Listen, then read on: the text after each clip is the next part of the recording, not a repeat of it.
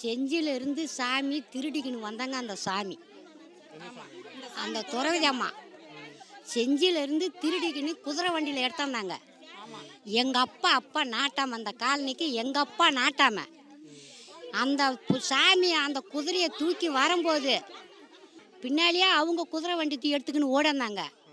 அந்த ஓடி அந்த வேகத்தில் இந்த குதிரையில் இந்த சாமியை தூக்கி சங்கஞ்செடியில் போட்டுட்டாங்க.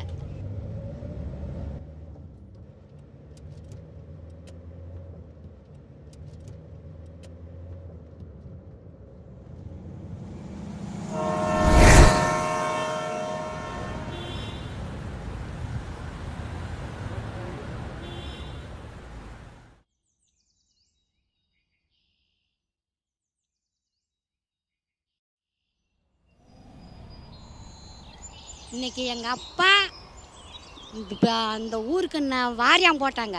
அந்த வாரியம் இவங்கெல்லாம் அந்த சங்கஞ்செடியை கொத்தி சப்பாத்தி புதையெல்லாம் கொத்தி கோயில் கட்டி அதிலிருந்து அவங்க சாவந்தனி அவங்க புள்ள 4 தலைமுறை வரைக்கும் 7ஆம் திருநாவில் பங்கு. அப்படியாக்கும் அந்த சாமியை நாங்கள் உள்ளே போய் கும்பிட எங்களுக்கு அனுமதி கிடையாது.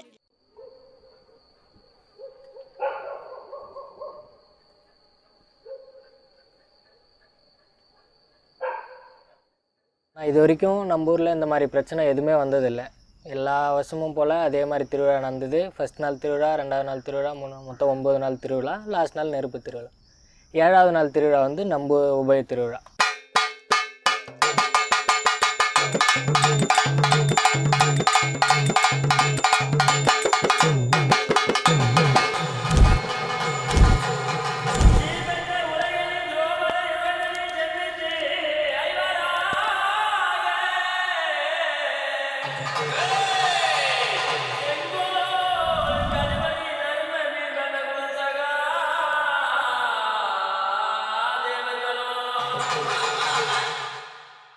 நம்ம ஊர்லேருந்து வரி எப்போ கொடுக்குற போல் வரி கொடுத்து திருவிழா நடந்தது. திருவிழா தேர்லாம் முடிஞ்சு நெருப்புக்கு எல்லாம் போயிட்டு வந்துட்டாங்க. நம்ம பசங்க சும்மா போகலாம் சொல்லிட்டு தான் இன்றைக்கி போனோம்.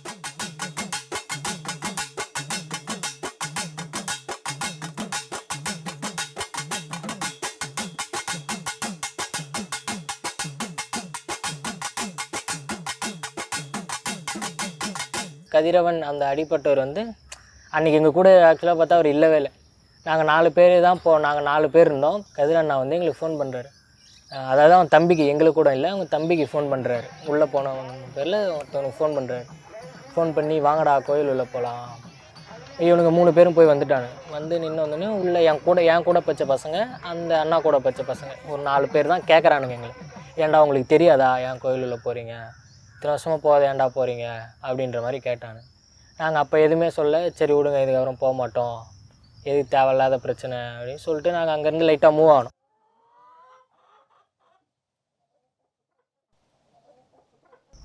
நான் போன உடனே என் பொண்ணு என்ன சொல்லிச்சு, எம்மா தம்பி கோயில் உள்ளே போய்க்கிறாம்மா, கோயிலாண்ட போய்க்கிறாம்மான்னு சொல்லி சொன்னான்.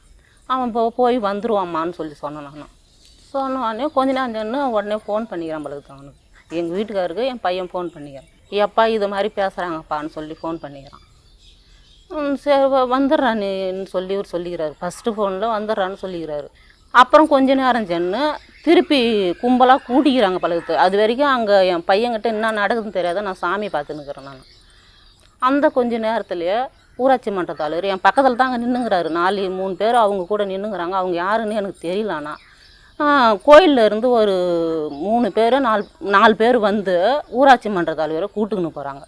மூணு அந்த ஊர் ஆளுங்க கொஞ்சம் 2-3 பேர் இருந்தாங்க. அதுக்குள்ளே போயிட்டு கூப்பிட்டு வந்துட்டாங்க. ஃபஸ்ட்டு வந்தது தலைவர் தான். தலைவர்கிட்ட போய் பசங்க சொல்லியிருப்பானுங்க போல். ஒரு நேராக வந்து எங்ககிட்ட, நீங்கள் ஏன்டா கோயில் உள்ள போனீங்க, என்ன நடந்துச்சுன்னே அவர் தெரிஞ்சுதா தெரியல, டேரெக்டாக வந்து என்கிட்ட ஏன்டா நீங்கள் கோயில் உள்ள போனீங்க, உங்களுக்கு தெரியாதா இது ஏன்டா போனீங்க சொல்லிவிட்டு அவர் மான்னு போயிட்டார். அந்த இடத்துல இருந்திருந்தா இந்த பிரச்சனையே வந்திருக்காது. பேசி முடித்து ஈஸியாக முடிச்சிருக்கலாம் அந்த பிரச்சனையை. அது இல்லாமல் அந்த இடத்த விட்டு அவர் போயிட்டார். அந்த அவர் போன உடனே ஊர் ஆளுங்க எல்லா கும்பலாக வந்துட்டாங்க.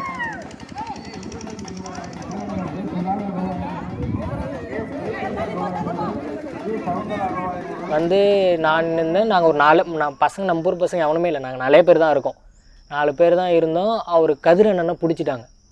நீ இந்த ஊரில் தானே இருக்க, இத்தனை வருஷமாக இருக்குது, நீ எப்படி கோவில் உள்ள போன அப்படின்ற மாதிரி அவரை பிடிச்சிட்டாங்க. இவர் பிடிச்சிட்டு கேட்டுக்கிட்டே இருக்கும்போது எங்களெல்லாம் தள்ளி விட்டாங்க. நீ போனல வரேன் போ அப்படின்ட்டு அவரை மட்டும் கார்னர் பண்ணிட்டாங்க. அப்போ வந்து கதிரன் ஒரு வார்த்தை சொன்னார், இத்தனை வருஷமாக மாறாத நாங்கள் மாற்றக்கூடாதா, இத்தனை வருஷமாக கோயில் உள்ளே விட மாட்டீங்க, இத்தனை வருஷமாக மாறாது இது, இந்த வருஷம் நாங்கள் மாற்றக்கூடாதா அப்படின்னு இந்த ஒரு வார்த்தை கேட்டார் கதிரன். அங்கே வந்து ஊராட்சி மன்ற தலைவர் என் பையன்கிட்ட போய் நீ ஏன்டா கோயில் நீ போனது தப்பு தான்ற மாரி அவர் சொன்னார். நீ போனது தப்பு தானே சொல்லிவிட்டு அந்த வார்த்தை மட்டும் சொல்லிவிட்டு வந்துட்டார். சொல்லிவிட்டு வந்த உடனே தான் என்னை போய் உன் பையனை போய் இட்டுன்னு வான்னு சொல்கிறாரு அவர். சொல்லிவிட்டு சரி நானும் இவருமா போய் இட்டுன்னு வர்றதுக்காக நாங்கள் அங்கே போனோம். போய் சரி அதாக இருந்தாலும் காலையில் நாங்கள் பேசி பதில் சொல்கிறேன்னு சொல்லி இவர் சொல்கிறாரு. இவர் சொன்ன உடனே விடுற மாதிரியே தெரியல. பிரகாஷ்னு ஒருத்தவங்க என் பையன் கையை பிடிச்சினாங்க, விடவே இல்லை, அவங்க டைட்டாக பிடிச்சிக்கினாங்க. நாங்கள் எதாக இருந்தாலும் நாங்கள் காலையில் சொல்கிறோன்னு சொல்லிட்டு அவங்க கையை போய் பிரிக்கிறேன். அவங்க கையை பிரிக்கும் போது டைட்டாக ரொம்ப பிடிச்சிக்கினாங்க, விடவே இல்லை. அவங்க எதையோ அடிக்கிற பிளானில் அவங்க இருந்துருக்குறாங்க, அதனால தான் அவங்க கையை பிடிச்சிக்கினாங்க. அவங்க கையை சரின்னு சொல்லிட்டு எப்படியே சொல்லி என் பையனை நாங்கள் இட்டுக்குன்னு வந்துட்டோம். இட்டுன்னு அந்த ஒரு நிமிஷத்தில் ஊராட்சி மன்ற தலைவர் அங்கே நின்று இடத்துல காணோம். அவரை எல்லாம் கத்த ஆரம்பிச்சிட்டானுங்க. நாங்கள் இவரை இழுத்துன்னு போயினே இருந்தோம். உடனே இவர் கரெக்டாக அந்த தேர் நிறுத்துற இடத்துலேருந்து கொஞ்சம் தூரம் முன்னாடி போயிட்டோம். தேர் மைக்கில் சொல்ல ஆரம்பிச்சிட்டாங்க, பரப்பையன் உள்ளே போயிட்டான்டா, கட்டி வைங்கடா, விடாதீங்கடா, அவனை பிடிங்கடா, உள்ளே போய் கோவில் உள்ளே போயிட்டான்டா சொன்னோடனே உக்காந்துருந்தவன் எல்லாம் எழுந்துட்டான். அங்கேருந்து கொஞ்சம் தூரம் போனோடனே ஃபஸ்ட்டு அடிக்க ஆரம்பிச்சிட்டானுங்க. அவர் அடித்து 2-3 அடி நல்லாவே அடி ஊந்துச்சு கதிரன். அவரை இழுத்து வெளியே விட்டுட்டு ஓட விட்டோம். பின்னாடி ஒரு 10-20 பேர்கிட்ட பின்னாடி போகிறானுங்க. நடுவில் மாட்டினது நான், இன்னொருத்தர், அவங்க அப்பா அவங்க அம்மா. என்னை வெளியே தள்ளி விட்டானுங்க, அவரும் வெளியே போகணும், அவங்க அப்பா அம்மா உள்ளே மாட்டினாங்க. 2 பேருக்கும் சரியான அடி அடித்து இந்த கையை பிடிச்சி இந்த வாலியில் பொத்து பூரா ரத்தமாக ஒழுகுது. பிறகு முகத்தில் இந்த இடத்துல ஒரு அடி அடிச்சிடும், கண்ணி பண்ணுவானே முகம் அப்படியே அந்த கண்ணு பார்க்குறோம், கண்ணு 2 கண்ணு அவருக்கு பாதிப்பு. 1 வாரம் வரைக்கும் ட்ரீட்மெண்ட் எடுத்துருந்தார் அவர். அங்கேருந்து ஒரு கொஞ்சம் தூரத்து வரைக்கும் அடிச்சுட்டே வந்தானுங்க. அடிச்சுட்டே வந்து அப்புறம் அவங்களை இழுத்து வெளியே உட்கார வச்சிட்டோம். ஃபுல்லாக அவர் பின்னாடி வர ஆரம்பிச்சிட்டாங்க. அங்கேருந்து ஓட ஆரம்பிச்சு ரேஷன் கடை, அதான் நம்ம எண்டு. அதுக்கப்புறம் அவனுக்கு வரமாட்டானுங்க. கரெக்டாக அந்த இடத்துல வரணுன்னு நம்ம பசங்க வண்டி எடுத்துன்னு வந்துட்டானுங்க. இவர் அமிச்சாச்சு. இங்கே ரேஷன் கார்டாண்ட வந்தாங்க. வந்த உடனே மந்தையாக நின்றுந்தாங்க. அவங்க ஆளு நல்லா திட்டிக்கின்னு தான் நின்றுந்தாங்க. நம்ம ஜனமாக அங்கே ஏசுகிறாங்க. அந்த பக்கம் அவங்க, இந்த பக்கம் அங்கன்ற மாதிரி ஏசின்னு திட்டின்னுக்குறாங்க. இங்கே போனால் திருப்பி இவர் மாட்டிக்கு வருன்ட்டு அந்த 9 மாதத்து குழந்தைய தூக்கிக்கணும். இப்போ அப்போல்லாம் அந்த கரும்பெல்லாம் வெட்டவே இல்லை. 9 மாதத்து குழந்தை தூக்கின்னு என் பொண்ணு, நான், எங்கள் வீட்டுக்காரரு இந்த கரும்பு உள்ளாரே ஓடாந்தோம்.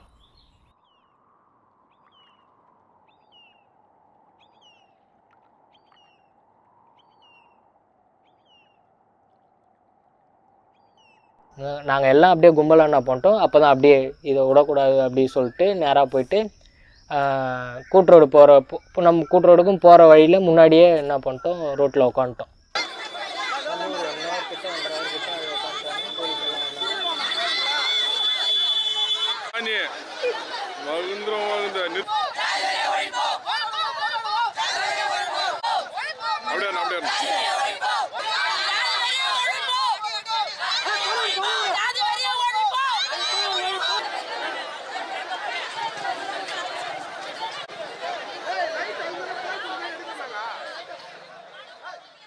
கிராம மக்கள் அனைவரும் ஒன்று சேர்ந்து அன்றைக்கி சாலை மறியல் பண்ணுறோம். அன்றைக்கி நைட்டு போய் சாலை மறியல் பண்ணுறோம். அன்றைக்கி உதவி ஆய்வாளர் வராரு, வட்டாட்சி அலுவலர் வராங்க, தாலுகா ஆஃபீஸ்லேருந்து மனையர் வராங்க, இன்ஸ்பெக்டர் வராரு, லோக்கல் இன்ஸ்பெக்டர் வராரு. வந்து கேட்குறாங்க, வந்து சொல்கிறாங்க, என்ன சொல்கிறாங்க, உங்களை அடித்தாங்கல்ல அதுக்குன்னா ஆதங்கம் இருக்குதுன்னு சொல்கிறாங்க. இதுமாதிரி அடிச்சோன்னா முடியுமாங்க அன்றைக்கி அட்மிட் ஆகிறாங்க. அவங்க அம்மா, அவங்க அப்பா, அவங்க 3 பேர் முடியுமா ஹாஸ்பிட்டல் அட்மிட் ஆகிறாங்க. எல்லாமே எங்கிட்ட இருக்குது, என்கிட்டையும் இருக்குது. எல்லாமே அவங்க அடித்தது ஒன்றுமும் வந்து அவருக்கு அந்த அவங்க அப்பாவுக்கு வந்து கண்ணில் அடித்தது ஒன்றும் அந்த கண் கலங்க இருக்குது. அது ஆர்டிஓவுக்கும் நல்லாவே தெரியும், ஆர்டிஓவுக்கும் தெரியும், எல்லா அதிகாரிக்குமே தெரியும். மறுநாள் பீஸ் கமிட்டி நாங்கள் ஆர்ப்பாட்டம் பண்ணுறோம். மறுநாள் பீஸ் கமிட்டி வைக்கிறாங்க. அந்த கமிட்டியில் பார்க்கும்போது கண்ணெல்லாம் திறக்க முடியல. அந்த 10 பேர் நானும் அந்த பீஸ் கமிட்டியில் போகிறேன். ஆனால் கண்ணில் திறந்து அவரால் பேச முடியல. மாறன்ட்டு ஒரு வழக்கை வந்து பதிவு பண்ணுறாரு. எஸ்டிஎஸ் வன்கொடுமை கைது பண்ண சொல்லி வழக்கு கொடுக்குறோம். அந்த வழக்கு அவங்க ஏற்றுக்கிறாங்க. ஆனால் இது வரைக்கும் 60 நாளாவது ஒன்றும் யாருமே கைது பண்ணல. இது வந்து ஒரு அடக்குமுறைன்றதுனால தான் அது வந்து இந்த மக்கள் வந்து இப்போ ஒரு இடத்துல இப்போ மனிதனோட இயல்பு என்னென்னா ஒரு விஷயம் செய்யக்கூடாதுன்னா அது ஏன் செய்யக்கூடாது, ஒரு ஒரு ஒரு ஒரு சுயமரியாதை இருக்கிறவங்க எப்பயுமே அதை ஏன் செய்யக்கூடாது அப்படின்ற அந்த கேள்வி வர்றதே தப்பு.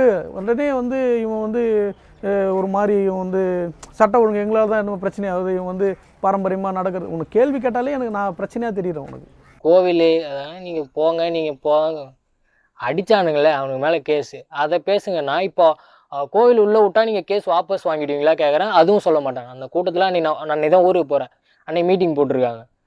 இப்போ கேஸு கொடுத்துருக்கீங்க 18 பேர் மேலே, கோவில் உள்ள விட்டுறான் அவங்கள, கேஸ் வாபஸ் வாங்கிடுவீங்களா? ஆமாண்டா அப்போ எதுக்கு தான் இந்த கேஸ் போட்டிங்க? நீங்கள் போயிடுவீங்க, அதை நாங்கள் தானே இருக்கணும், நாங்கள் எங்களுக்கு கோவிலே தேவையில்லை. அடித்தவன் மேலே கேஸு, அப்போ தான் அவன் பயப்படுவான்.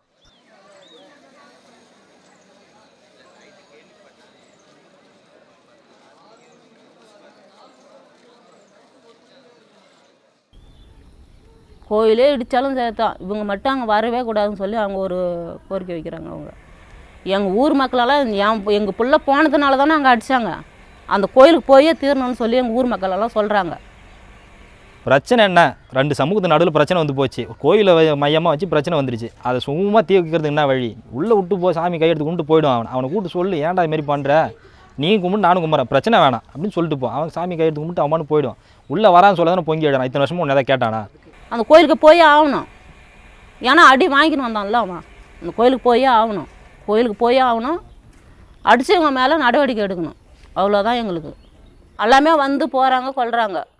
பொய்ய பக்கத்தில் இருந்து ஒருத்தன் வரான் உள்ளார, அவன் போய் எங்கள் அம்மாட்ட போய் சொல்கிறான், நான் போய் உள்ளார போய் சாமி கும்பிட்டு வந்தான், பொண்ணும் மருமவும் பேர அங்கே அடிச்சு அடி வாங்கின்னு இருக்கிறாங்கன்னு சொல்லி எங்கள் அம்மாட்ட போய் அந்த பையன் போய் சொல்கிறான். அப்போ அவங்களெல்லாம் வரலாம் போகலாம், நாங்கள் வரி கொடுக்குறவங்க அந்த வாசிப்பிடி கூட போகக்கூடாதா?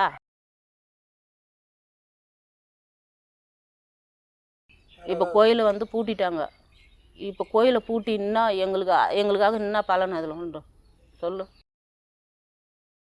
என் பிள்ளை எங்கள் வீட்டுக்கார அடி வாங்கின்னு வந்தாங்க, அதுக்கு எந்த இதுவும் எடுக்கவே இல்லை. அவங்க கோயிலை பூட்டி சீல் வச்சிட்டாங்க. இப்போ அந்த கோயிலை போட்டதுனால எங்களுக்கு என்ன பால்ட்டு சொல்லு? இந்து அமைப்புகள்லாம் நிறைய பேர் வந்து நான் வந்து இந்துக்களுக்கு பாதுகாவலர், நான் வந்து நாங்கள் தான் வந்து காப்பாற்றுறோம், மற்ற மதத்தெல்லாம் வந்து மதம் மாற்றுறாங்க, அது பண்ணுறாங்க. இப்போ இங்கே மேல்பாதி கிராமத்தில் மேல்பாதியை சேர்ந்த இந்து மக்கள் தான் பாதிக்கப்படுறான். இந்து மக்களை தான் நீ வந்து உள்ளே வரவேணான்னு நீ வந்து சொல்கிற, கோயில் உள்ளே வரக்கூடாதுன்னு சொல்லிட்டு பட்டியலில் சேர்ந்த இந்துல தான் இருக்கிறாங்க. இன்னும் அவங்க மதமும் மாறல, ஒன்றும் மாறல. ஆனால் இவங்களுக்காக நீங்கள் என்ன பண்ணுறீங்கன்னா, நீங்கள் வந்து இந்த பிஜேபியோ இல்லை இந்து முன்னணி அமைப்போ இவங்களாம் வந்து என்ன பண்ணுறாங்க, அந்த சாதியவாத இந்துக்களுக்கு தான் ஆதரவாக இருக்கிறாங்க. இந்த பட்டியலின மக்கள் இந்துக்காக என்றைக்குமே ஆதரவாக இருந்ததே இல்லை. கோயில் என்னும்போது அது எங்களுடைய தனிப்பட்ட சொந்த விஷயம். அது வந்து எப்படின்னு சொன்னால் எங்களுடைய வன்னியர்களுக்காக உருவாக்கப்பட்டது தான். தோபர யுகத்தை முடிஞ்சு கலியுகத்திலையும் பார்த்தீங்கன்னா நாங்கள் வன்னியர்களுக்காக, சத்திரியர்களுக்காக அம்மாள் வந்து திரௌபதி அம்மனை நாங்கள் தான் வந்து வழிபடுறோம். இது சத்திரியர்கள் இருக்கிற இடத்துல மட்டும்தான் இந்த ஆலயம் இருக்கும், மற்ற இடத்துலலாம் இருக்காது. இது நாங்களாக உருவாக்கப்பட்டது, எங்கள் முன்னோர்களுடைய சொந்த இடத்துல இருக்குது. பொதுவாக தமிழ்நாட்டினுடைய கிராமப்புறங்களில் இருக்கக்கூடிய கோயில்கள் எடுத்துக்கொண்டால் தனி சமுதாயங்கள் உருவாக்கிய கோயில்களும் இருக்கிறது. அந்த ஊர் பொது கோயில்கள் என்று இருக்கிறதில் பெரும்பாலானவை அந்த ஊரில் இருக்கக்கூடிய பல்வேறு சமூகத்தினருடைய பங்களிப்பினால் உருவானதாகவும் இருக்கிறது. இன்றைக்கி பார்க்குற போது அது பல்வேறு சமூகத்தினருடைய பங்களிப்பால் உருவானது அப்படிங்கிற செய்தி மறக்கப்பட்டிருக்கலாம். ஆனால் நீங்கள் அந்த கோயில் பற்றி தெரிந்து கொள்ள வேண்டும் என்று நீங்கள் தேட ஆரம்பிச்சிங்கன்னா தான் அது முதல்ல இந்த ஊருக்கு எப்படி வந்தது அந்த சாமி, அது அப்புறம் எப்படி கோயிலாக மாறியது, அப்புறம் அதில் எப்படி திருவிழாக்கள் உருவானது அப்படிங்கிற வரலாற்றை தேடி போகிறீங்கன்னு வச்சுக்கோங்க. அப்போ தான் நீங்கள் வந்து அந்த கோயில், அந்த சாமி அந்த ஊருக்கு வந்ததும் அந்த கோயில் உருவாக்கினதுலையும் பல்வேறு சமூக குழுக்களுக்கு இடம் இருந்தது என்பதை நாம் புரிந்து கொள்ள முடியும். இன்றைக்கு நீங்கள் அங்கே போய் அந்த ஊரில் இருக்கக்கூடிய கோயில் உருவானது எப்படி, அந்த ஊருக்கு திரௌபதி அம்மன் வந்தது என்பது கேட்கிற போது அந்த ஊரில் அந்த கோயிலை உருவாக்கினது, அந்த கோயில் மேலே பாத்தியப்பட்டவராக இருக்கக்கூடிய வள்ளுவர் சமூகத்தை சேர்ந்த ஆதிராவிட சமூகத்தினருடைய ஒரு பிரிவாக இருக்கக்கூடிய வள்ளுவர்கள் சமூகத்தில் இருக்கக்கூடிய ஆசாரி பிரிவாக அவர் தான் அங்கே ஆசாரியாக இருந்திருக்கிறார். அவர் தன்னுடைய நினைவை, தங்களுடைய முன்னோடிகள் இந்த கோயில் பற்றி சொல்லி சென்ற நினைவை பற்றி சொல்லும்போது எப்படி இந்த ஊருக்கு இந்த கோயில் வந்தது என்பதை அவர் விவரிக்கிற போது தங்களுடைய சமூகமும் இதை அங்கிருந்து கொண்டு வந்ததில் ஒரு பங்கு வகித்தது, இந்த கோயிலை இங்கு நிறுவனத்தில் பங்கு வகித்தது, அது நீண்ட காலம் இந்த பல சமூகத்தினருடைய பங்களிப்பினால் இருந்தது என்பதை அவர் தன்னுடைய நினைவுகளில் இருந்து சொல்கிறத பார்க்குறோம். என்னுடைய பாட்டன் தலைவர்லேருந்து இந்த கோயிலுக்கு நாங்கள் வரி கொடுத்துட்ருக்காங்க. இப்போதைக்கு நான் கொடுத்துட்ருக்கேன், அப்பா கொடுத்தாரு, அப்புறம் நான் கொடுத்துட்ருக்கேன். இங்கே கொஞ்சம் குறிப்பிட்ட பேர் கொடுத்துக்குறாங்க. காலகட்டத்தில் எங்கள் அப்பா என் பாட்டெல்லாம் போய் அங்கே கோயிலில் சாமி செஞ்சுக்கிறாங்க, கோயிலெலாம் தேர் கட்டிக்கிறாங்க, எல்லாம் பண்ணி நானும் பார்த்துருக்குறேன். எங்கள் அப்பா அங்கே போய் தேர் செய்யும்போதெல்லாம் பார்த்துருக்குறேன். அதெல்லாம் இப்போ எதுவும் நடக்கலை. அவங்க போயிட்டாங்க, நாங்கள் மட்டும் தான். நான் இப்போலாம் அந்த பக்கம் போகிறது கிடையாது. அடுத்தது இந்த சாமியே வந்து செஞ்சிலும் தூயான் சாமி தான் சொல்லிக்கிறாங்க. எங்கள் அப்பா என்கிட்ட சொன்னார், சாமியே செஞ்சிலும் தூயான் சாமிடா. அந்த கம்மம் கட்டம் போகும்போது குதிரை தூக்கி மூடி விடன்ட்டாங்க. அதை வந்து அங்கே களி சாப்பாத்தில் போட்டாங்க. அப்போ தான் சாமியை உருவாச்சுரா எங்கள் அப்பா அந்த காலத்தில் என்கிட்ட சொன்னார். இதோடு ஒப்பிட்டு பார்க்குற போது தமிழ்நாட்டினுடைய வேறு பகுதிகளிலையும் கூட திரௌபதி அம்மனுடைய கோயில் முறையை பற்றி நம்ம பார்க்குற போது பல்வேறு அந்த ஊரில் இருக்கக்கூடிய ஒரு பெரும்பான்மை ஜாதி அதில் ரொம்ப செல்வாக்கு செலுத்துவதாக இருந்தாலும் கூட அதில் இருக்கிற சடங்குகள் அதை நடத்துறதில் பல்வேறு சமூகங்களுக்கு குறிப்பாக ஜாதிகளுக்கு பங்கு இருக்கிறது என்பதை நம்ம பார்க்க வேண்டியது. நாடு நகர் வரித்து அத்தனை தேசத்துக்கு அதிபனான அந்த பஞ்சவர் ஐவர் ராஜாக்கள் நமக்கு அடிமை. அன்னவர் தேவியானாக விளங்கி வரக்கூடிய நேற்று என்னை பார்த்து அவமானப்படுத்தேன் அந்த திரௌபதி, அதுவும் எனக்கு அடிமைடா. ஆகையினால அது எல்லா நேரத்திலும் கொம்பிலே கொம்பு பட்டு குதிரைக்கு விழுந்தா. இந்த கோயில் உருவாக்குனதில் குறிப்பாக இந்த சாமி வந்ததாக அவர்களுடைய நினைவு சொல்லுகிறது என்றால் செஞ்சி பகுதியிலிருந்து மேல்பாதி பகுதிக்கு வந்து அது மெல்ல மெல்ல அது கோயிலாக அப்புறம் வந்து வளர்ச்சி பெற்றது என்பதை அவருடைய நினைவு சொல்லுகிறது. இதுவும் ரொம்ப முக்கியமான ஒரு கூற்று தான். ஏன்னா ஹில்டு ஃபெய்டல் அப்படின்ட்டு ஒரு அமெரிக்க ஆராய்ச்சியாளர் திரௌபதி அம்மன் பற்றி ஆய்வு பண்ணுவார். அவருடைய ஆய்வின்படி அவர் என்ன சொல்கிறாருன்னா, செஞ்சி பகுதியிலிருந்து தான் தமிழ்நாட்டினுடைய வடக்கு பக்கத்திற்கும் தெற்கு பக்கத்திற்கும் இந்த திரௌபதி வழிபாடு பரவி இருக்க வேண்டும் என்று அவர் கருதுகிறார்.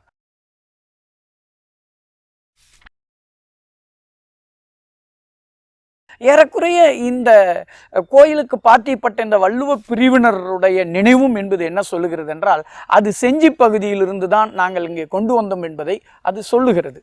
அப்போது இதையெல்லாம் இணைச்சி பார்க்கிற போது இந்த கோயில் பல்வேறு சமூகத்தினருடைய பங்களிப்பினால் உருவாகி அது இந்த 20ஆம் நூற்றாண்டில் வந்திருக்கக்கூடிய ஒரு அரசியல் மாற்றம், சமூகத்தில் நடக்கக்கூடிய அரசியல் மாற்றத்தில் எண்ணிக்கை பெரும்பான்மையோட தொடர்புடைய அரசியல் அதிகாரத்தை கைவரப்பெற்ற சமூகங்கள் அதை மெல்ல மெல்ல தங்களுடைய கோயிலாக தங்களுக்கே உரிய இப்போ வந்து திரௌபதி அம்மனுடைய மொத்த வழிபாட்டு முறையை நம்ம கணக்கில் எடுத்து பார்த்தா அதில் நிறைய லேயர்ஸ் இருக்குது.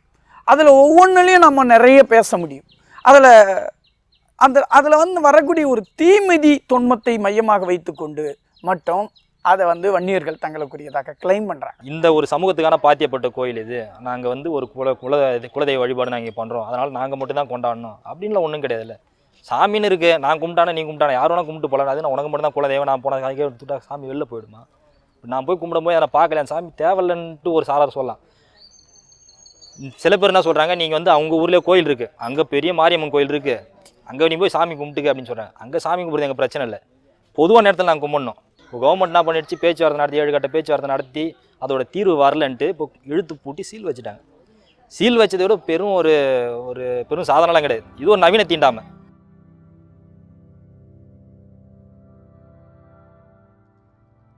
இப்போ இது ஒரு கோயில் நுழைவு சம்பந்தப்பட்ட ஒரு பிரச்சனையாக இன்றைக்கு அது வெளிப்பட்டிருக்கலாம். ஆனால் அது வெறுமனே கோயில் நுழைவு சம்பந்தப்பட்ட பிரச்சனை மட்டுமல்ல.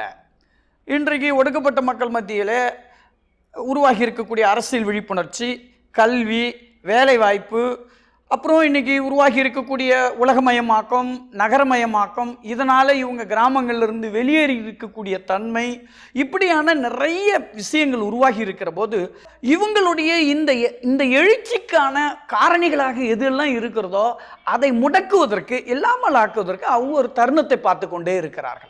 இதை நீங்கள் வந்து யார் வந்து இதை எதிர்ப்பு தெரிவிக்கிறார்களோ ஆதிக்க வகுப்பினர், அவர்களுடைய அதிகாரம் என்னவாக இருக்கிறது, அவர்களுக்கு கடந்த பல வருடங்களாக உருவாகி இருக்கக்கூடிய பொலிட்டிக்கல் அதிகாரத்துக்கும் இதுக்கும் இருக்கக்கூடிய சம்பந்தம் என்ன, அவங்களுடைய சமூக அதிகாரத்திற்கும் இன்னைக்கு அவங்க வந்து ஆதிக்கம் செலுத்த விரும்பக்கூடிய இந்த மனப்போக்கிற்கும் இருக்கக்கூடிய தொடர்பு என்ன என்று நீங்கள் பார்க்க வேண்டியது இருக்கிறது. ஒருபுறம் ஒடுக்கப்பட்ட மக்கள் தங்களுடைய கடந்த காலம் மாதிரியே நாங்கள் இருக்க முடியாது என்பதை சொல்லுவதைப் போல அவர்கள் இதிலிருந்து வெளியேறி வருகிறார்கள். இன்னொரு பக்கம் ஆதிக்க வகுப்பினர் கிடைத்திருக்கக்கூடிய நவீன அரசியல் அதிகாரத்தை பயன்படுத்தி கொண்டு மேலும் வலுப்பெறவர்களாகவும் இருக்கிறார்கள். விழுப்புரமும் கடலூரும் ஒருங்கிணைந்த மாவட்டமாக இருந்த காலத்தில் இருந்தே பெரும்பாலும் வன்னியர்கள் தான் அரசியலில் முக்கியத்துவம் பெற்றவங்களா இருந்து வந்திருக்காங்க. உண்மை ஒரு புறம் இப்படி இருக்க, வன்னியர்களை அவங்களோட மக்கள் தொகைக்கு ஏற்ப அங்கீகரிக்கப்படலைன்னு ஒரு குற்றச்சாட்டை தொடர்ந்து முன் வச்சுட்டு வந்தார் பாட்டாளி மக்கள் கட்சியின் நிறுவனர் ராமதாஸ். தமிழகத்தில் திமுகவும் அதிமுகவும் அரசியல் ரீதியாக அவரை எதிர்க்கும் போக்கு இருந்தாலும் வன்னியர்களுக்கான பிரதிநிதித்துவத்தை அதிகப்படுத்துறதுல அக்கறை காட்டியே வந்திருக்காங்க. ஆனால் யதார்த்தத்தில் விழுப்புரத்தோட அரசியல் அதிகாரம் வன்னியர்களால் தான் சூழப்பட்டிருக்கு. மாவட்ட செயலர் அவன் தான் மந்திரி, அவன் புள்ளதான் எம்பி. இப்போ ஆனால் வன்னியர்களுக்கு கோபம் வரல, ரோஷம் வரல. இதே எங்க பக்கமா இருந்தாக்கா நாங்க அதை சொல்லக்கூடாது. ஸ்டாலின் பேசுறதுக்காக சொல்றேன். வன்னிய சமுதாயத்து மக்கள் நிச்சயமா ஒரே ஒரு ஓட்டு திமுகவுக்கு போட மாட்டீங்க. ஒரே ஒரு ஓட்டு. ஏன்னா இது நாளைக்கு பொன்முடியை மாற்ற சொல்லுங்க. இல்லை 3 மாவட்ட செயலர் இருக்காங்க. இங்க 3 மாவட்ட செயலர்ல ஒரு மாவட்ட செயலர் வன்னியர் இருக்காங்களா? ஒரு மாவட்ட செயலர் வன்னியர் செயலர், ஒரு மாவட்ட செயலர் வன்னியரை மாற்ற சொல்லு, ஒரு 5 ஓட்டு போடுவோம். என்ன சொல்றீங்க? சட்டமன்ற பாராளுமன்ற உறுப்பினர்கள் மட்டுமில்லாம மாவட்ட வட்டார அளவில் சர்வாதிகார பலம் பொருந்திய வன்னிய தலைமைகள் பல பேர் உருவாக்கப்பட்டாங்க. திராவிட கட்சிகளை பொறுத்த வரைக்கும் ஒரு தலித் அமைச்சரை விட அந்தந்த மாவட்ட செயலாளரும் ஒன்றிய செயலாளரும் தான் அதிகாரமிக்கவங்களாக இருக்கிறது இங்கே உள்ள யதார்த்தம். தவறையும் கூட சாதி இந்துக்களுக்கு இணையான தலித் ஆளுமையை திமுக அதிமுகன்னு 2 கட்சியுமே உருவாக்கலை. தென் தமிழகத்தில் தேவர்களை வளர்த்ததில் அதிமுகவுக்கு பங்கு இருக்கிற மாதிரி வட தமிழகத்தில் வன்னியர்களை வளர்த்ததில் திமுகவுக்கு பெரிய பங்கு உண்டு. 2019 பாராளுமன்ற தேர்தலுக்கான பிரச்சாரம் தொடங்குறதுக்கு முன்னாடி விழுப்புரம் கரும்பு விவசாயிகளோட சங்கத்தில் பேசின அப்போதைய அதிமுக அமைச்சர் CV சண்முகம், திமுக போட்டியிட்டு வெற்றி அடைஞ்சா கூட பரவாயில்ல, ஆனால் விசிக வெற்றி அடைஞ்சதுன்னா இங்கே இருக்க பொண்ணுங்க பாதுகாப்பாக இருக்க முடியாதுன்னு பேசியிருந்தாரு. தலித் இளைஞர்கள் நாடக காதல் செய்கிறவங்கன்னு ராமதாஸ் செஞ்ச தொடர் பிரச்சாரத்தோட நீட்சியே அந்த கருத்து. பொதுக்கட்சியிலையும் வாக்கரசியலையும் இருக்கிற CV சண்முகத்தால இப்படி ஒரு கருத்தை சொல்லிட்டு எப்படி அவரால் தலித் மக்களோட குடியிருப்புகளில் போய் வாக்கு சேகரிக்க முடிஞ்சது? அதே வருஷம் பாராளுமன்ற தேர்தல் முடிஞ்ச கையோட நாங்குநேரி தொகுதிக்கும் விழுப்புரம் விக்கிரவாண்டி தொகுதிக்கும் சட்டமன்ற இடைத்தேர்தல் நடந்துச்சு. விக்கிரவாண்டி பெரும்பான்மையாக வன்னியர்கள் வசிக்கிற பகுதின்றதால ஒரே ஒரு சட்டமன்ற தொகுதிக்காக 3 முக்கியமான அறிவிப்புகளை தேர்தல் வாக்குறுதியாக அறிவிச்சாரு MK ஸ்டாலின்.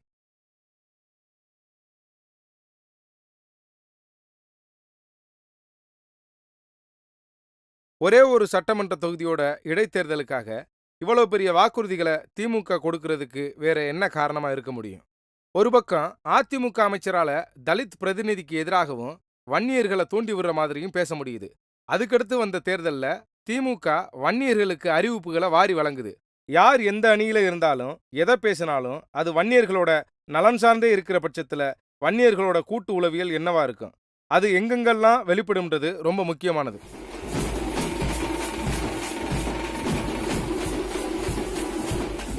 சாதியாக அநியமாகும் சக்திகளுக்கு அரசும் அரசியல் கட்சிகளும் அடிபணியும் போது சாதியம் மேலும் கூர்மையடைவதோடு அது சமூக வெளியிலும் எதிரொலிக்கவே செய்யும். மேல்பாதி அந்த பிரச்சனை எல்லாருக்குமே இங்கே தெரியும். நாடு முழுவதும் பேசப்பட்ட ஒரு விஷயம். அது சார்பாக நாங்கள் எங்களோட பங்கேற்பை நாங்கள் முன் வச்சோம். சரி, மாணவர்களாக சேர்ந்து நம்ம அந்த போராட்டம் முன்னெடுத்தோம். அப்போ நாங்கள் போயிட்டு பர்மிஷன் கேட்குறோம். விழுப்புரம் இருக்குல்ல, விழுப்புரம் சிக்னல் ஆண்ட நாங்கள் போயிட்டு பர்மிஷன் கேட்குறோம். இந்த மாதிரியான போராட்டத்தை நாங்கள் முன் வைக்கிறோம், எங்களுக்கான பர்மிஷன் எங்களுக்கு கொடுக்கணும். நான் பர்மிஷனை வாங்கிட்டு போயிட்டேன். நீ ஒரு நாளுக்கு அப்புறம் நாளைக்கு போராட்டம் நடத்த போனால் நீ இன்றைக்கி ஃபோன் அடிக்கிறேன், எனக்கு ஈவினிங் ஃபோன் அடித்து உங்களுக்கான அனுமதி மறுக்கப்படுதுன்றோம். எதனாலன்னா இந்த ஒரு பேப்பரில் கொடுத்துருக்காங்க, என்னென்னா பொது ஒழுங்கு பாதிக்கப்படுது, அதனால் உங்களோட அனுமதி மறுக்கப்படுதுன்ட்டு கொடுத்துட்டாங்க. சரின்ட்டு நான் வாங்கிக்கினேன். 2வது ஒரு பர்மிஷனு நான் போயிட்டு கேட்குறேன். என்றைக்குன்னா 27ஆம் தேதி போயிட்டு திருப்பி கேட்குறேன். அப்போ என்ன சொல்கிறாங்கன்னா, அதிமுக சார்பில் அந்த இடத்துல நீங்கள் பண்ண போகிற இடத்துல அங்கே நடக்குது, அதனால் உங்களோட பர்மிஷனு மறுக்கப்படுதுன்ட்டு சொன்னாங்க. அப்படின்றப்ப திருப்பி நான் இன்னொரு 3ஆவதாக நான் ஒரு பெட்டிஷன் கொடுக்குறேன். அப்பயும் சரி என்னோடய அனுமதி மறுக்கப்படுது. அன்றைக்கி என்னை கூட்டப்போ நீங்கள் எவ்வளோ பேர் வருவீங்க முதல்ல கேட்டாங்க. நான் சொன்னேன் 50 பேர்கிட்ட வருவோம், மேக்ஸிமம் 30 பேர்கிட்ட. நீ ஏன் நோட்டீஸு, நீ ஏன் பேனர் அடித்தேன்? பேனர்லாம் நான் அடிக்கலை, நான் வந்து ஜஸ்ட் நோட்டீஸ் தான் அடிச்சுக்கிறேன், வெளியிலேருந்து வர்றவங்களுக்கு தகவல் கொடுக்கறதுக்காக நான் அடிச்சிருக்கேன்ட்டு சொன்னாங்க. சரி நீ ஏன் உங்கள் ஏரியாண்டே நீ பண்ண வேண்டியது தானே, நீ ஏன் இங்கே வந்து பண்ணுறேன்றான். நான் எதுக்கு இங்கே பண்ணுறப்ப எனக்கு இங்கே என்ன கிடைச்சிடும்ன்றீங்க? முழு அதிகாரம் உள்ள இடமும் அங்கே இருக்குது. எனக்கான கலெக்டர் ஆஃபீஸாக இருக்கட்டும், நிர்வாகத்துறை சார்ந்த அனைத்து விஷயங்களும் அங்கே இருக்குது. என்ன இங்கே பண்ணால் எனக்கு என்ன கிடைச்சிடும்? என்னோடய குரல் கேட்க வேண்டிய இடத்த எங்கேயோ அங்கே தான் என்னால் போயிட்டு சொல்ல முடியும். நீ வந்து போயிட்டு உன் ஏரியாவில் பண்ண வேண்டியது தானே, உன்னோட கிராமத்தில் பண்ண வேண்டியது தானேன்ற. ஒரு சிட்டிக்கு கொண்டு போனால் தான் ஒரு விஷயத்தோட வீரியம் எப்படி இருக்குன்றது தெரியும். எங்களோட கருத்து என்ன நாங்கள் இப்போ அங்கே பதிவு பண்ண நினச்சோம்னா மக்களுக்கு இது வந்து தெரியப்படுத்தணும், எப்படிலாம் ஒரு சமூகத்தோடைய மக்கள் வந்து ஒடுக்கப்படுறாங்க. அரசும் அரசு இயந்திரமும் சாதி இந்துக்களுக்கு ஆதரவான நிலை எடுப்பதில் ஆச்சரியப்பட எதுவும் இல்லைன்றதுக்கு மேல்பாதியும் ஒரு சாட்சி. பெரும்பாலும் தமிழக கிராமங்களில் இருக்க அதே நிலைமை தான் மேல்பாதியிலையும் இருக்குது. இங்கே இருக்க அரசு நடுநிலைப்பள்ளி, நூலகம், தபால் நிலையம், ரேஷன் கடைன்னு எல்லாமே வன்னியர்கள் வசிக்கிற பகுதியில் தான் அமைஞ்சிருக்கு. தலித்துகள் சாதி இந்துக்களை தான் சார்ந்து இருக்கணும், ஆனால் சாதி இந்துக்கள் ஒரு காலத்திலும் தலித்துகளை சார்ந்து இருந்துடக்கூடாதுன்றதுல அரசு மிக தெளிவாகவும் உறுதியாகவும் இருக்கு. இல்லைன்னா ஒரு கிராமத்தோட அனைத்து விதமான அரசு திட்டங்களும் வன்னியர்களோட பகுதியிலேயே அமைக்கப்படுறதுக்கு வேறு என்ன காரணமாக இருக்க முடியும்? சாதி அமைப்பை வெறும் அரசியல் பிரகடனத்தால் மட்டுமே ஒழிச்சிட முடியாதுன்னு பாபா சாஹிப் அம்பேத்கர் நம்பினதுனால தான் பௌத்தம்ன்ற பண்பாட்டு வழியை அவர் முன்மொழிஞ்சாரு. சாதி ஒழியணும்னு சொல்றதாலேயே சாதி ஒழிய போறதில்ல. இங்க சமூக நீதி பேசுறவங்க கிட்ட சமூகம் குறித்தான அறிவியல் மற்றும் ஆய்வு கண்ணோட்ட பார்வை இருந்தா ஒரு நிலப்பரப்போட நிலவியல் படி சாதி இயங்குறதுல சில நெகிழ்வுத்தன்மையை உருவாக்க முடியும். சாதி இந்துக்கள் தலித்துகளையும் அவர்கள் வசிக்கும் பகுதியையும் சார்ந்திருக்கிற சூழலை உருவாக்குறது மூலமா அந்த நெகிழ்வுத்தன்மையை நிகழ்த்தி காட்ட முடியும். ஆனா சாதி ஒழிப்புன்ற பெரிய இலக்கோட இயக்கம் தொடங்கினவங்க குறைஞ்சபட்சமா சாதிய முரண்களுக்குள்ள நெகிழ்வுத்தன்மையை கூட உருவாக்கலைன்றதுதான் யதார்த்தம். பொதுவாக ஜாதி அமைப்பு வந்து எல்லா இடத்துலையும் ஒரே மாதிரி கிடையாது. அது பகுதிக்கு ஏற்ப காலத்துக்கு ஏற்ப மாறி வந்திருக்கிறது. நீங்கள் அதை கணக்கில் கொண்டு தான் ஒரு பகுதியினுடைய ஜாதிய முரண்பாட்டை எதிர்கொள்ள வேண்டும். அதை கணக்கில் வச்சு தான் நீங்கள் பேசணும். ஆனால் அது எல்லாவற்றையுமே நாம் இன்றைய ஜாதி எதிர்ப்பு சொல்லாடல்கள் எல்லாவற்றையும் பொத்தாம் பொதுவாக கருதி எல்லா இடத்துலையும் ஒரே மாதிரி தான் இருக்குன்னு கருதி கொள்வதும் அதுக்கேற்ற மாதிரி திட்டமிடுறது தான் இன்றைக்கி இருக்கக்கூடிய பிரச்சனை. இப்போ விழுப்புரம் பகுதிக்கு என்று என்ன நேச்சர் இருக்கு, இந்த பகுதியினுடைய கடந்த கால வரலாறு என்னவாக இருக்கிறது, இன்னைக்கு அதிகாரம் பெற்ற ஜாதியினர் ஒரு 100 வருடத்திற்கு முன்பு 50 வருடத்திற்கு முன்பு என்னவாக இருந்தார்கள், இன்றைக்கு உரிமைக்காக போராடக்கூடிய ஒடுக்கப்பட்ட மக்கள் தொடர்ந்து என்ன விதமான போராட்டத்தை நடத்தி வந்திருக்கிறார்கள், இதில் நடந்திருக்கக்கூடிய அரசியல் மாற்றங்கள் என்ன, இதையெல்லாம் நீங்கள் கருத்தில் கொண்டு தான் இதை பார்க்கணும். விழுப்புரம் மாவட்டத்தில் ஆதி திராவிட வகுப்பை சேர்ந்த பறையர்களும் வன்னியர்களும் ஏறக்குறைய சரிக்கு சமமான எண்ணிக்கையில் வாழ்ந்து வர்றாங்க. சாதி சார்ந்த உரையாடலில் இருக்கக்கூடிய பொதுவான மதிப்பீட்டில் தலித்துகள் எப்போதும் அடக்குமுறைக்கு அஞ்சியே வாழ்ந்து வந்தவர்கள்னு அவங்களோட வரலாறு சுருக்கப்பட்டிருக்கு. ஆனால் அதை பொதுமைப்படுத்தக்கூடிய அளவுக்கு சமூக யதார்த்தமாக அது இருந்ததில்லை. கடந்த 60 ஆண்டுகளில் விழுப்புரத்தில் 3 கலவரம் நடந்திருக்கு. 1 1968 கலவரம், 2 1978 கலவரம், 3வதா வன்னியர்களோட இடஒதுக்கீடு போராட்டம்ன்ற பேரில் அரங்கேற்றப்பட்ட வன்முறை. இந்த 3 கலவரத்திலையும் தலித்து தரப்புல கணிசமான உயிரிழப்புகளும் உடைமை சேதாரங்களும் நிகழ்ந்திருந்தாலும் அவற்றை எதிர்கொண்டவர்களாகவும் தங்களை தாங்களே காத்துக்கொள்ள எதிர்த்தெழுகிறவர்களாகவுமே தலித்துகள் இருந்திருக்காங்க.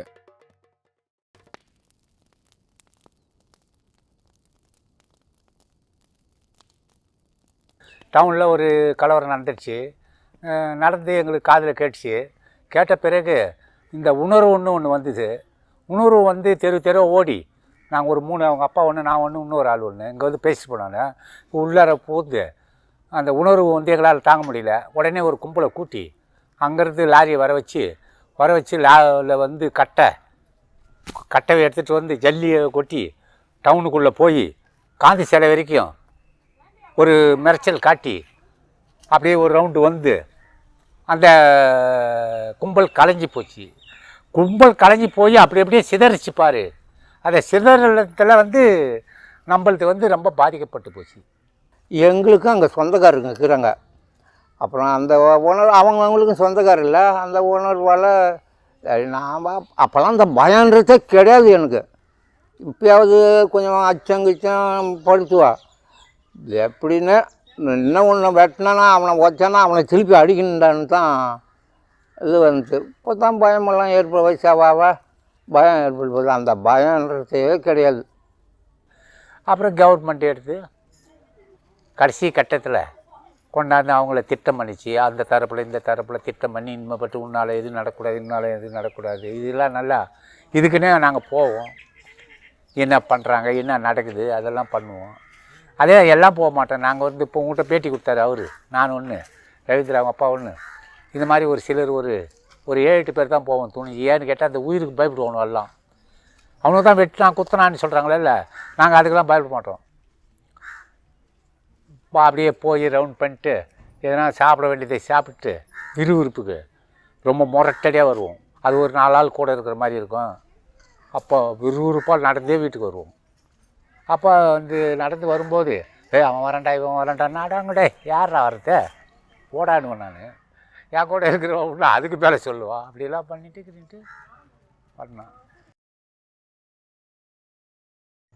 40 வருஷம் இருக்கும். அது சின்னோண்டு கிராமம். அது ஊர். அங்கே 7 ஊருக்காரன், இந்த சுற்றுப்பட்டு 7 ஊருக்காரன் சேர்ந்து நடத்துகிற கோவில். அந்த கோவிலில் உள்ளே போகக்கூடாதுன்ட்டான். உள்ளெல்லாம் போகக்கூடாது, காலனியால் உள்ளார போகக்கூடாதுன்னா அவன் சண்முகன்றவன் தான் ஃபஸ்ட்டு அந்த கோவிலே பூந்தான்.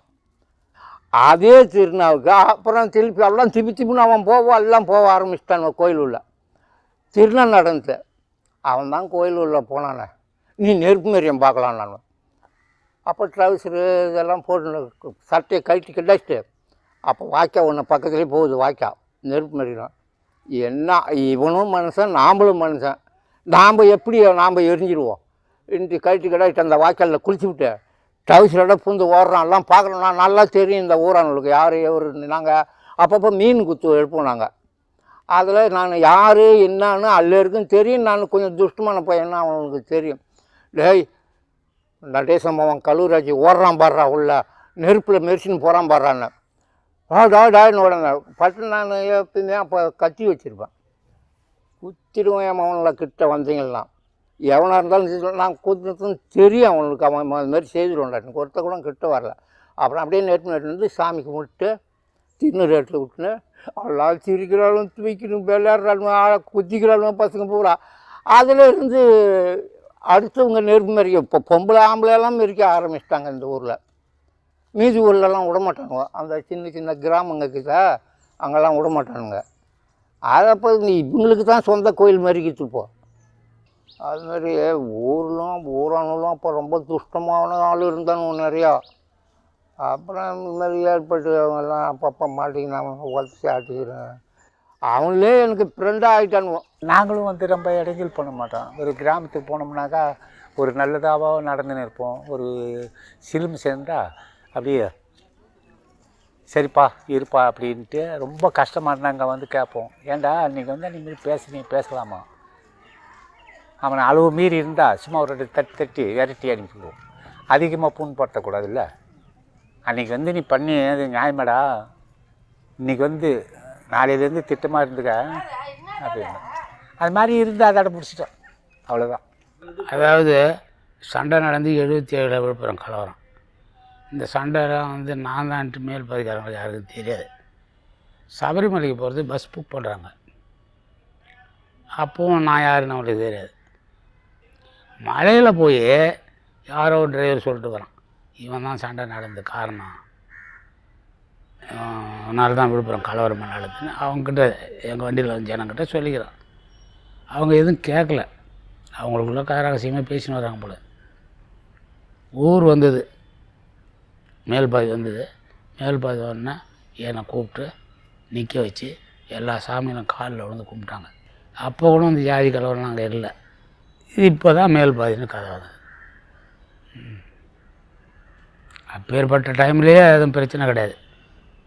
ஜாலியாக போயின்னு வந்துன்னு பேசியிருந்தாங்க. இப்போ திடீர்னு ஆரம்பிச்சு கட்சிக்காரங்க தான் பண்ணுறாங்க. ஆண்டாண்டு காலமாக இந்த கோயில் திரௌபதி அம்மன் கோயிலுக்கு என்ன வழக்கமாக இருக்கிறதோ அதில் எந்த மாற்றமும் இல்லாமல் தொடர்ச்சியாக அதுக்கு மாவட்ட நீதிமன்றம்ல, ஹைகோர்ட்ல, சுப்ரீம் கோர்ட்ல எங்க வேணாலும் நான் நடத்துறேன் ஒரு பைசா உங்கள்கிட்ட கட்டணம் இல்லாமல் உங்களுக்கான நீதிமன்றத்தினுடைய சேவையை நான் உங்களுக்கு செய்து மருத்துவர் ஐயா கொடுத்துட்டு வர சொன்னார். நான் பக்கத்துல இருக்கேன்னு சொல்லு, அங்க சரியில்லைன்னா நானே அங்க வருவேன்னு சொல்லிட்டு வாங்கன்னு சொல்லிதான் என்ன அனுப்பிச்சிருக்கேன்.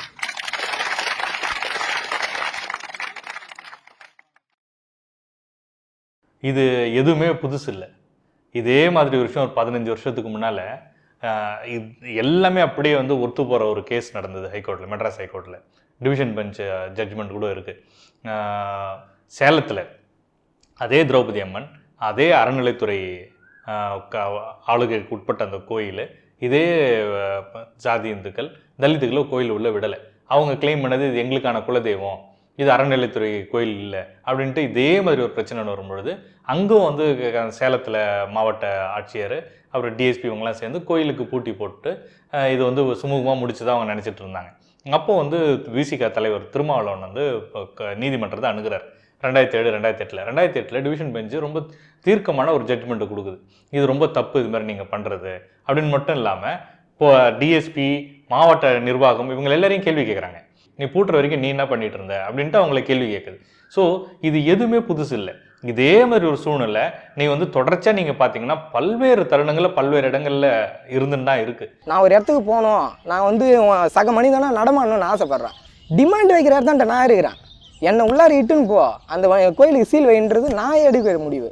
டிமாண்ட் பண்ணுறோம் நான், ஏன்னா பாதிக்கப்பட்டது நான். நீ வந்து என்னை கூட்டு விசாரிக்கணும், அவங்கள கூட்டு என்ன நீங்கள் விசாரிக்கிறது? நீங்கள் ஒரு தடவை கேட்டு பார்க்குறீங்க இல்லையா, அடுத்தது நீங்கள் சட்டத்தை முன்னெடுக்கணும் வேண்டியது தானே. நீங்கள் ஏன் அவ்வளோ தடவை நீங்கள் ஆர்குமெண்ட் பண்ணின்னு அவங்ககிட்ட ஏன் ரெக்யூஸ்ட் பண்ணுறீங்க? இது வந்து முழுக்க இது வெளிப்படையாக தெரியுது ஒரு சமூகத்தை இவங்க வந்து ஒடுக்குமுறை பண்ணுறாங்கன்னுட்டு. அவங்க கூட சில வீடியோலாம் பதிவு பண்ணியிருப்பாங்க. இந்த சமூகம் வந்து இங்கே வந்து எல்லாமே அமைதியான முறையில் தான் நடக்குதுன்றதை பதிவு பண்ணுறாங்க. அது அமைதியான முறையெல்லாம் இல்லைன்னா அட்ஜஸ்ட்மெண்ட் சொல்ல போனால் பல கோயில்களில் தலித்துகள் நுழையவே முடியாது. ஆனாலும் இவங்க வந்து அதை கடந்து போகிறாங்க. சரி இதுதான் யதார்த்தம் நடந்துன்னு கடந்து போகிறாங்க. அப்படி கடக்காமல் இருந்தீங்கன்னா இன்றைக்கி வந்துட்டு கிட்டத்தட்ட ஆயிரக்கணக்கான வழக்குகள் நீதிமன்றம் சந்திக்கிற மாதிரி இருக்கும். இதையும் நீதிமன்றம் போங்கன்னு சொல்கிறாங்க. எத்தனை வழக்குகளுக்கு போகிறது, எத்தனை முறை கோர்ட்டுக்கு இது பண்ணுறது? இதெல்லாம் அரசு வந்துட்டு இதுக்கு முன்னால் ஒரு ப்ரெசிடென்ஸ் இருக்குது, இதுக்கு முன்னால் இப்படி நடந்திருக்கு, அப்போ என்ன நடந்தது, அப்போ கோர்ட் என்ன சொன்னது, இதை வந்து கவனத்தில் எடுத்துக்கிட்டு அவங்க நடந்திருக்கணுமா இல்லையா? இது வந்துட்டு அவங்க கோயிலில் வந்து அவங்க பூட்டியே இருக்கக்கூடாது. இது ஒரு தீண்டாமை சம்மந்தப்பட்டது. அவங்க வந்து அந்த சமூகம் என்ன சொல்லுதுன்னா தலித்துகள் உள்ளே வராதிங்கன்னு சொல்லுது. அது காரணம் என்ன? அது காரணம் தீண்டாமை தான். தீண்டாமை அரசியலமைப்பு சட்டத்தில் அபாலிஷ் பண்ணிட்டாங்க டோட்டலாக. அப்போது கவர்மெண்ட் வந்துட்டு என்ன நடந்தாலும் பரவாயில்லன்றது அந்த உரிமையை நிலைநாட்டி இருக்கணுமே தவிர இப்படி பண்ணிடக்கூடாது. இதெல்லாம் வகையான எஸ்கேபிசம். ஆக்சுவலாக ஒருத்தங்களோட உரிமைக்காக நீ வந்து லா அண்ட் ஆர்டர் ப்ராப்ளத்தை காரணம் காட்டக்கூடாதுன்னு பல உச்ச நீதிமன்ற தீர்ப்புகள் இருக்குது. இல்லை வந்துட்டு ஒரு பெனவலண்ட் ஸ்டேட், ஒரு ஸ்டேட்ன்றது ஒரு பெனவலண்ட் இதுன்னு பண்ணும்பொழுது இங்கே ஈக்குவல் ரைட்டே இல்லை. நான் உள்ளே வருவேன்றது ஒரு உரிமை, கோயில் உள்ளே வருவேன்றது. நான் கோயில் உள்ள உன்னை வரவிட மாட்டேன் என்பது என்ன வகையான உரிமை? அதில் உரிமை இருக்கா? 2 ஈக்குவல் ரைட் இருக்கும்போது அட்ஜுடிகேட் பண்ணுவாங்க. நீ ரைட்டே இல்லையே, நீ என்னை விட்டு தானே ஆகணும். படிக்கிறான், அதனால அதுலேருந்து ஏதாவது ஒரு ப்ராப்ளம் வருமோன்றது ஒரு பயம் எனக்கு, வேறு ஒன்றும் கிடையாது. அவங்க மீண்டும் ஏதாவது இது மாதிரி மறுபடியும் அவங்க பேசினான்னு வச்சுக்க, அவனுக்கு ப்ராப்ளம் வந்தாலும் சேர்த்தான் அவனை இது மாதிரி பேச விட்ருவோம் நான். ஆமாம், என் பிள்ளைக்கு இப்போ படிப்பும் வேணாம் வேலையும் வேணான்னு சொல்லிவிட்டு என் பிள்ளை பேச விட்ருவோம் நான். எத்து வரைக்கும் போட்டுண்டா போடா நீ மாட்டோன்னு சொல்லி விட்ருவோம் நான்.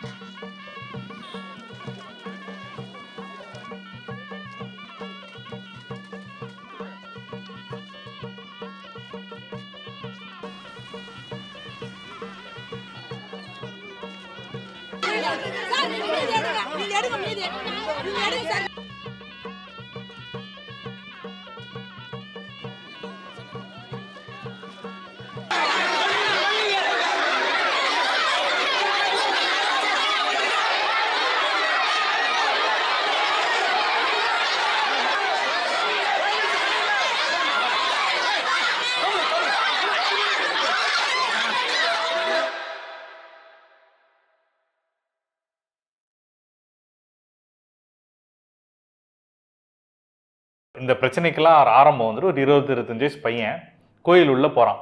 அங்கே இருக்கிற சாதி இந்துக்கள் அவனை சேர்த்து அடிக்கிறாங்க. போலீஸ் என்ன பண்ணியிருக்கணும், அவனை உள்ளே கொண்டு போகிறதுக்குன்னா வழிகளை கண்டுபிடிச்சிருக்கணும். அதுக்கப்புறம் வந்துட்டு அங்கே அதை தடை பண்ணுறவங்கள நிறுத்தியிருக்கணும். இதுதான் பண்ணியிருக்கணும். ஆனால் என்ன நடக்குது, கிட்டத்தட்ட என்டையர் போலீஸ் மிஷினரியே எல்லாரும் அங்கே குவிஞ்சு போயிட்டு அந்த ஊரில் தீண்டாமை பர்சிஸ்ட் ஆகிறதுக்கு வேலை செஞ்சுட்டு இருக்காங்க. இன்னொன்று சார், எங்கள் சமுதாயத்தில் பார்த்தீங்கன்னா பசங்களை வந்து நாங்கள் வந்து இந்த ஜெனரேஷன் பசங்களை வந்து நல்லா தெளிவாக வளர்க்குறாங்க. எப்படின்னா எங்கள் ஊரை பொறுத்த வரைக்கும் மற்ற ஊரில் நம்மளுக்கு தெரியாது. கரெக்டாக இருக்கணும், பசங்க தெளிவாக இருக்கணும், நல்லா படிக்கணும், நல்லா நம்ம வந்து நல்லா அடுத்த லெவலுக்கு போகணும், அந்த ஒரு மோட்டிவேஷனில் தான் எங்கள் பசங்களை வளர்க்குறாங்க. மற்றபடி பார்த்திங்கன்னா அவங்க சமுதாயம் மாரி நாங்கள் ஜாதி வெறியெல்லாம் ஊட்டி வளர்க்கலை. இப்போ எங்கள் பையன் இருக்கிறான்னா பார்த்தீங்கன்னா அவன் வந்து அவனை வந்து நல்லா படிக்க வைக்கணும், நல்லா பெரிய கான்வென்ட்டில் படிக்க வைக்கணும், அவனை நாளைக்கு பெரிய சமுதாயத்தை நல்ல பெரியவனாக உயர்த்தணுன்ற ஒரு எண்ணம் தான் எங்களுக்கு. மற்றபடி இந்த சின்ன வயசுலேருந்து ஜாதி வெறி வளர்க்குறது, இதுன்றது அக்னி செட்டி ஏறுறது அந்த பழக்கம் நம்மளுக்கு கிடையாது.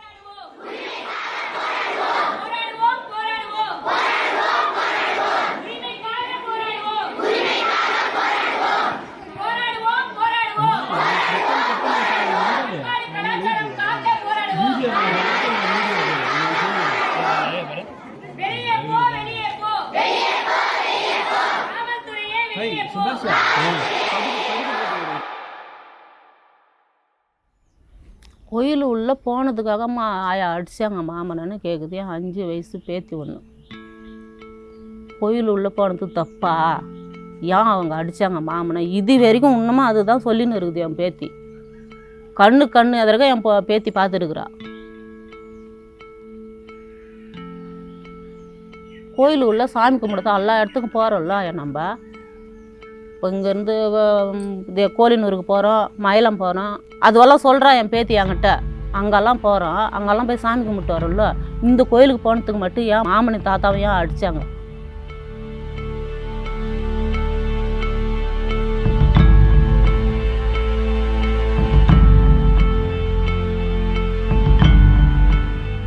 இப்போ இது மாதிரி கேட்குறம்போது அதுக்கிட்ட என்ன சொல்ல முடியும் நம்ம? அவங்க கவுண்டரு, நம்ம பறையரு, அதனால் நம்ம போனதுக்குனால அடிச்சு அந்த குழந்தைகிட்ட இப்போலேருந்து நம்ம அதை சொன்னோம்னா அது எப்படி வளரும்? அது